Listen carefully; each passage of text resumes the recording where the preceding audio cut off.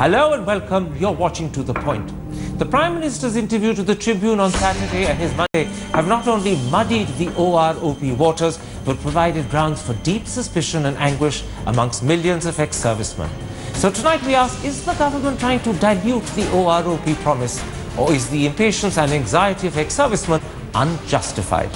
But first, an alleged cabinet note claims that the Delhi government plans to provide high-end surveillance equipment and enhance secret service funds to its anti-corruption bureau. Is this normal and understandable as the government claims, or an attempt to snoop on the citizenry as its opponents and critics allege? That's our first debate tonight.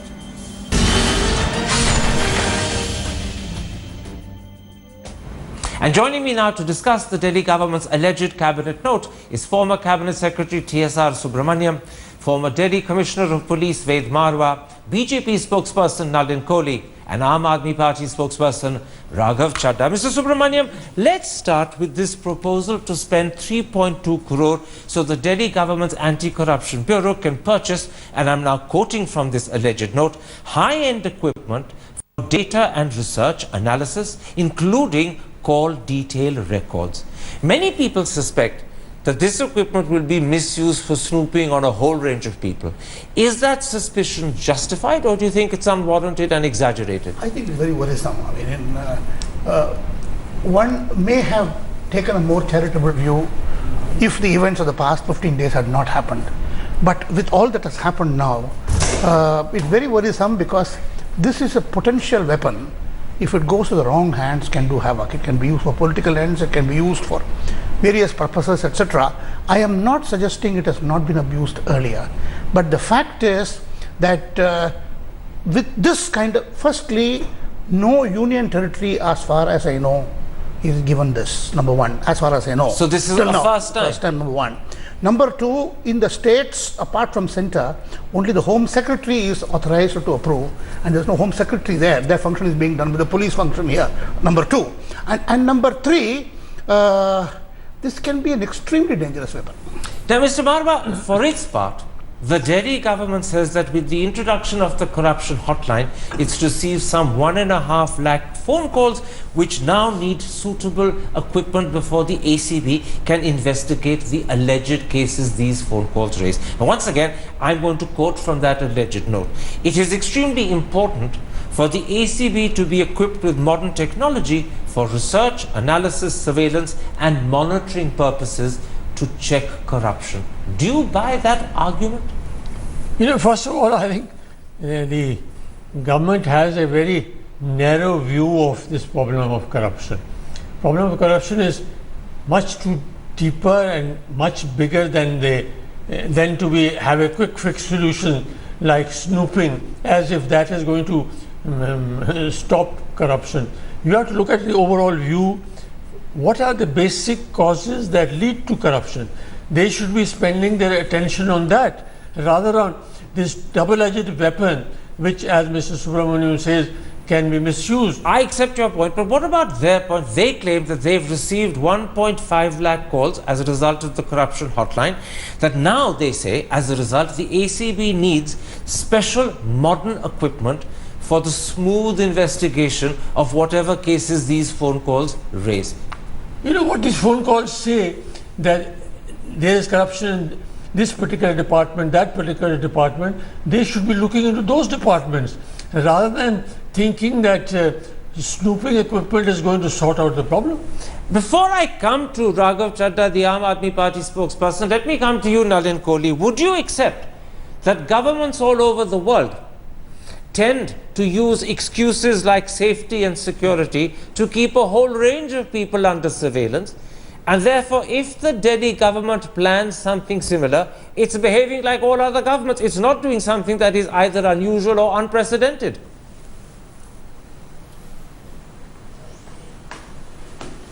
Well, I'm going to use a strange analogy, but permit me to do so. Both men and women are human beings, but are men and women identical? They are not. So there are states that are union territories. They both are under the constitution, but are they enjoying the same, do they enjoy the same status as per the constitution? No, they don't. A union territory is, after all, in Hindi it's called a Kendra Shasit Pradesh. it is administered through the Home Ministry. There is an administrator. In Delhi specifically, law, the police and public order and land is out of the purview. So when you look at a state, now maybe Mr. Kejriwal is called the chief minister. Why is maybe? He is called the chief minister. But does he enjoy the same status and does he have the same powers as a chief minister of a full state? But you're not really answering the question therefore, I raised at all. When it comes to any kind of surveillance, when you don't have the police, let me finish it. When you don't have the police and when you then seek to take the function onto yourself through a body which to basically snoop. Now snooping is permitted under parameters. They don't have that parameters, and when they're doing it, questions will arise. If you compare it with Punjab, the situation is different. It's first, it's a state. Two, it's border related. It's had cross-border terrorism. A lot of drugs are being pumped in. In fact, almost about 65-70% of the total drug seizure in the country is from Punjab. This is also a transit point. Now, let's not take that Punjab comparison too far. That's a bit of a side issue. There is the same situation as Punjab. It isn't. Let's bring in Raghav Chadha at that point. Raghav Chadha, your government's media advisor Nagendra Sharma has tweeted, and I'm quoting him, there is no proposal by the Delhi government to procure anything called snooping equipment, and no such cabinet note has been circulated. But yesterday's Times of India, which claims to have a copy of this particular note in their possession, says that the note actually has written on it the following words. This is a cabinet note which has prior approval of the minister in charge, i.e. the Honourable Deputy Chief Minister. Well, Mr. Thapar, without going into the reasons of this factually inaccurate report published in the Times of India, let me clearly state a couple of facts before I begin my argument. Number one, there is no cabinet note which exists, and none of the ministers have even seen any such note. If at all any such document exists, it is a requisition by the Anti-Corruption Bureau of the Delhi government for enhancing the budget, because the Delhi government at this point is in the middle of preparing the budget for the financial year 15-16. Number one. Number two, this argument that many panelists on this show have used is based on the premise that some snooping equipment is being purchased. If at all any such document exists and any requisition has been made by the anti-corruption branch, nowhere does that document which the Times of India claims to possess says that snooping equipment is being purchased. It suggests certain modifications and certain upgradations in terms of equipment and machinery. Too clever by half. You will never have a note which actually says snooping equipment, using the word snooping equipment, needs to be purchased. When you talk about surveillance equipment, when you talk about equipment that can actually include call detailed records, you are talking about equipment that can be misused for snooping. That's the context in which the word comes in. So let's not be too clever by half. Can you please repeat the question? You're breaking up. Oh dear. Well, look, that's a little difficult because it will bore the audience to tears. Let me move to Mr. Subramaniam. I'll come back to you and hopefully we'll have fixed whatever problem you're having with audio by that point. A second element, Mr. Subramaniam, of this alleged note, and let me add, it doesn't really matter whether this is a cabinet note or whether it's a note that's been moved and initiated by the ACB itself because they're looking for funds. Basically, it's a proposal that's under consideration. But if it says this has the approval, it is a very specific statement. No agency or department can use the words it has the approval. That can be done only when the signature has come in there, even when it is draft form, only in the government, not in the department. Absolutely, except that Raghav Chadha is saying and suggesting that in fact there is no such note. The Times of India has possibly manufactured the story. Others because but let me move to a second aspect of this alleged note, which I think is important, and that is this. Expenditure on what's called a secret service fund is to be increased from 1.5 lakhs to 20 lakhs. And again, as this alleged note puts it, this is for, and I'm quoting, proactive methods which involve penetration of departments by winning over informers and conducting sting operations, as well as collecting incriminating documents discreetly. Now, as a former cabinet secretary, what do you make of that? Look, the fact is that in many states these funds exist. Generally they are used fairly well. There has been abuse also. But I will make a distinction because Much of them are used for information, for investigation, and for criminal cases and traps, etc., which is the function really of the police department in police commissioner's area here.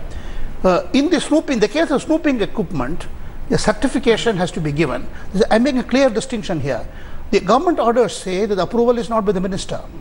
It does not go to any minister at all. And the officer authority certifies, I am satisfied that in public interest the snooping is required. We have to be very careful here because of the major political interests involved by various parties everywhere here. That there is no misuse. We have to be very, very careful, and the officer is responsible. Ultimately, if it is found that he has no basis for him to give the certification. Let's come back, Mr. Marwa, to this secret fund that is to be enhanced from 1.5 to 20 lakhs. Now, when the note talks of, and I'm quoting, winning over informers and collecting incriminating documents discreetly, what they're really talking about is paying money to buy informers or to buy information from informers, and again paying money to buy documents. In other words, this Secret Service fund sounds like a slush fund. Well, it looks like that, and it is, as I said, very unfortunate that they believe that by increasing Secret Service funds, they'll be able to get information about all the corrupt people, because this can be misused, Secret Service fund, for various other things, because it is not something, a government expenditure, which is auditable in the sense which other expenditures are. There is a lot of discretion in this, and moreover, it is not something which this government should be doing. This is a job of the police department, and that police department in the Union Territory of Delhi is under the Home Ministry. So there you have a direct conflict. If the same fund is being used for snooping on central government servants, it will create an unavoidable conflict which is already there. Nalin Kohli, I know that 20 lakhs is not a vast sum of money, but it's the principle that I'm talking about rather than the quantum. Should any government, be it the Delhi government, the national government, or a state government, should any government be bribing or paying informers or paying to obtain documents? And remember, we're talking about using taxpayers' money, not anyone's private funds for this purpose. Well, there are many things. There are two parts. There are two parts to it. I think this is a larger point because it won't be about 20 lakhs or 20 crores or 200 crores. The fact is whether you should be doing it or not doing it. Now, in the interest of the state, some things may not be constitutionally palatable. But then there are requirements when you're dealing with enemies of the state. And there are enemies of the state. That's a reality too. So therefore, this is a grey area. A grey area that demands to be grey because of the nature of how it is. And the best people to speak on this are those who have worked in the intelligence field, and I'm not qualified for that. The second part is the government, any government, including the Aam Aadmi Party in Delhi, they are meant to do what? Govern. So there is a whole canvas of things. The problem which is arising here is that somehow the message is going that what they don't have, they want to seek that, and what they have, they are not working on it. Now, nobody stops transfers, postings, governance of 100 departments. But when they want to focus on, say, let's say, assuming the role of the Intelligence Bureau, then questions are going to be asked. And you can't deny those questions because after all, Mr. Kejriwal is elected to be the Chief Minister of Delhi, not the Intelligence Bureau Chief. Now, Mr. Chadha, I accept the point you were making before that audio connection went down, that this is a note perhaps initiated by the Anti-Corruption Bureau itself. I accept your point. It's not a government or cabinet note, and it's a note that's been initiated because at this point of time, the budget for next year is being decided. But that doesn't actually take away in any sense from the concern about the proposals in this note. And the one I want to discuss with you is the increase in what is called the Secret Service Fund. Now, this alleged note says, and I'm quoting, Secret Service funds need to be used liberally and judiciously for the success of our plans. And you're talking about paying money to informants to win them over. You're talking about paying money to procure or purchase or buy documents, as you say, discreetly. And this is taxpayers' funds. It's understandable if intelligence services are doing it, but the Anti-Corruption Bureau is not an intelligence service. Well, Mr. Thapar, if I've understood the question correctly, because there's still disturbance and echo in the audio, let me respond to the questions that you asked. Number one, let us all understand that vigilance is in the concurrent list, CRPC is in the concurrent list, and Delhi government has a vigilance department and an anti-corruption branch department. Every anti-corruption branch department of every other state government possesses such equipment, if at all. I am, caveating my answer, if at all the government of Delhi is wanting to procure any surveillance equipment. That's number one. Number two, let me assure you that if at all any you're such forgetting that the Delhi government is not like other state governments. You're a union territory government severely circumscribed by limited powers. Mr. Thapar, please let me complete, because please bear with me. The constitution very clearly states, since you're arguing on a legal point, that apart from land, law and order and police, all other subjects, whether mentioned in the state list and concurrent list, if they are not repugnant with the central list, fall within the ambit of the Delhi government, and that has been the procedure for the past 20-25 years. Number one. Number two, let me also assure you that if any state government in this country, including the government of Delhi, wants to procure such surveillance equipment, they need the nod of the Home Secretary, and they need to follow the detailed guidelines laid down by the Supreme Court and the norms mentioned by the Union Home Ministry. Let me assure you that if any such equipment is ever purchased by our government in any state, never will such equipment be misused. And please, the media, certain section of the media is trying, and particularly our political adversaries are trying to portray this as if the Aam Aadmi Party or the government of the Aam Aadmi Party is assaulting the civil liberties of the people. It is against the sovereignty of the country. Not assaulting, but putting itself in a position where perhaps those liberties could be assaulted. That's the concern. Let's not blow it, and let me tell you, it's not a concern of a problem that's already happened. It's a concern of a problem that could happen and needs to be prevented from happening. Let me bring you in. There is a reassuring element of Raghav Chadda's answer that I want to put to you, when he began by saying, let me assure you that this equipment won't be purchased without the sanction of the Home Secretary, and it won't be used without the sanction of the Home Secretary. That's how he began. Do you take comfort from that? No. I was hoping for him to say that there is no such proposal. The fact that the argument is clearly shown, there's clearly such a proposal, and it has come to this stage where it has come out that approval of the government of India is required. Let me reconsider. There are two separate elements here. 2-second digression. Those who have read Catch 22, Milo Minder Binder, I don't want a situation here, informers in Delhi play the police against the state government. Sure. The LG, people will go to the LG, give information there, and then pay and get money and go also to the government of.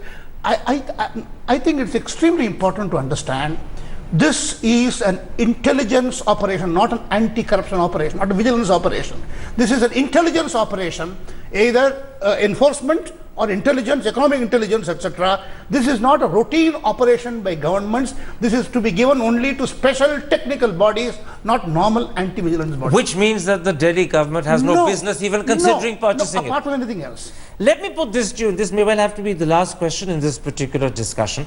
Mr. Marwa, by giving the Anti-Corruption Bureau either surveillance equipment or enhanced secret service funds, and I'm talking about both, is the Delhi government considering a situation where either they end up encouraging or at least making it possible for the Anti-Corruption Bureau itself to become a source, A, of corruption, and B, wrongdoing? Oh, well, obviously there will be a possibility of Anti-Corruption Bureau officer wanted to blackmail people, and by having one authority after another authority is only creating the problem more complex than solving the problem of corruption. Yeah. Because corruption, Anti-Corruption Department generally is under the police department. Here, when it is under the Delhi government, they should be looking at the administrative aspect of the corruption problem and not at the police aspect of. Nalin Kohli, I believe you've got your hand up. You want to say something? Go ahead, briefly. Just a sentence.